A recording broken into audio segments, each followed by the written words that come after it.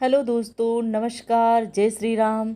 दोस्तों, आज की कहानी के माध्यम से हम जानेंगे कि आखिर में सुखी कौन है।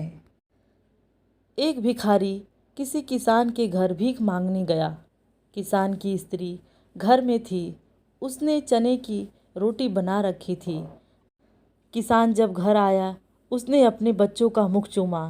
स्त्री ने उसके हाथ पैर धुलाए। उसके बाद वह रोटी खाने बैठ गया।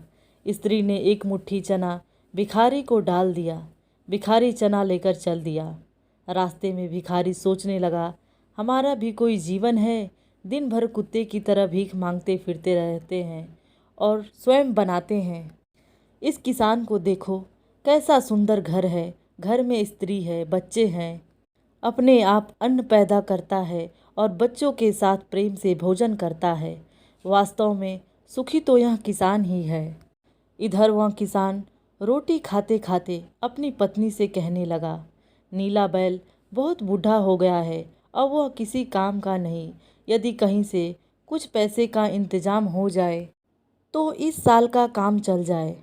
किसान ने सोचा, अपने गांव के साधो राम महाजन के पास जाऊंगा और उससे ब्याज पर कुछ उधार लेकर आऊंगा। भोजन करके वह साधो राम महाजन के पास पहुंच गया। बहुत देर चिरौरी विनती करने पर 1 रुपया सैकड़ा सूद पर साधो ने रुपए देना स्वीकार किया।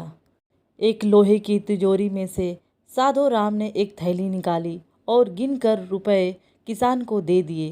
रुपए लेकर किसान जब अपने घर आ रहा था, वह रास्ते में सोचने लगा, हम भी कोई आदमी हैं। घर में 5 रुपया नगद भी नहीं है। कितनी चिरौरी विनती करने पर उसने हमें रुपए दिए हैं। साधु कितना धनी आदमी है, उसके पास सैकड़ों रुपए हैं। वास्तव में सुखी तो साधु राम ही है। साधु राम छोटी सी कपड़े की दुकान करता था। वह एक बड़ी दुकान से कपड़े ले आता और उसको बेचता। दूसरे दिन साधु राम कपड़े लेने गया।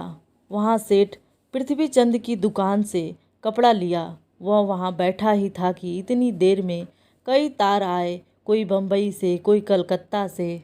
किसी में 5 लाख का मुनाफा था, किसी में 1 लाख का मुनाफा था। साधु महाजन यह सब देखता रहा। कपड़ा लेकर वह चला आया।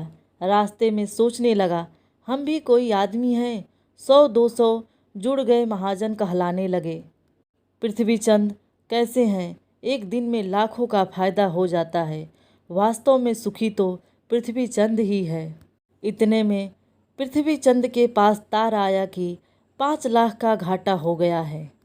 वह बड़ी चिंता में थे कि नौकर ने कहा, आज लाट साहब के यहाँ दावत है और वहाँ हमें जाना ही पड़ेगा।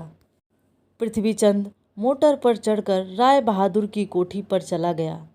वहाँ सोने चांदी की कुर्सियाँ पड़ी थी।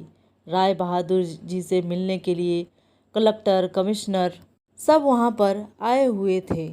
बड़े बड़े सेठ खड़े थे। वहाँ पर पृथ्वीचंद को कौन पूछता। वहाँ पर तो पृथ्वीचंद की कोई औकात ही नहीं थी। जब पृथ्वीचंद दावत से वापस लौटने लगे तो अपनी मोटर कार में बैठते हुए पूरे रास्ते यह सोचने लगे कि हम भी कोई सेठ हैं। 5 लाख के घाटे से हम इतना घबरा गए।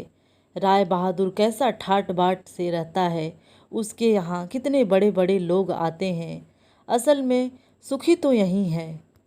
अब इधर लाट साहब के चले जाने पर राय बहादुर के सिर में दर्द हो गया। एक बड़े बड़े डॉक्टर आए, एक कमरे में पड़े थे। कई तार घाटे के एक साथ आ गए थे। उनकी भी चिंता थी कि कारोबार की नैया कैसे संभलेगी। वह चिंता में पड़े थे। तभी उन्होंने अपनी खिड़की से बाहर देखा। एक भिखारी हाथ में डंडा लेकर अपनी मस्ती में जा रहा था। राय बहादुर ने उसे देखा और कहा, असल में सुखी तो यही है। इसे न घाटे की चिंता है, न मुनाफे की। दोस्तों, हमें इस कहानी से यह शिक्षा मिलती है कि हम एक दूसरे को सुखी समझते हैं, पर वास्तव में सुखी कौन है, इसे तो वह भी नहीं जानता जिसे आंतरिक शांति है, जिसे आंतरिक सुकून है। आप चाहे भिखारी हो, चाहे करोड़पति हो, लेकिन आपके मन में जब तक शांति नहीं है, तब तक आपको सुकून नहीं मिल सकता। इसलिए दोस्तों, जो प्राप्त है वो पर्याप्त है। जय श्री राम। दोस्तों, यदि आपको हमारी ये कहानी अच्छी लगे तो आप हमारे कमेंट बॉक्स में जय श्री राम ज़रूर लिखिए।